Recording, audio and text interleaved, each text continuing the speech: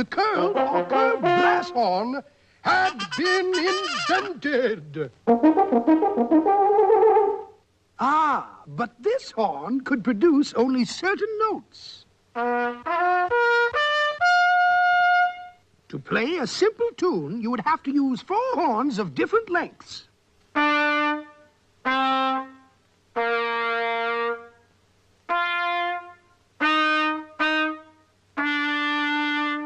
Now, cut off these extra lengths, attach them to one horn, add valves to control the passage of air through the extra lengths. Now you can play your tune on just one horn.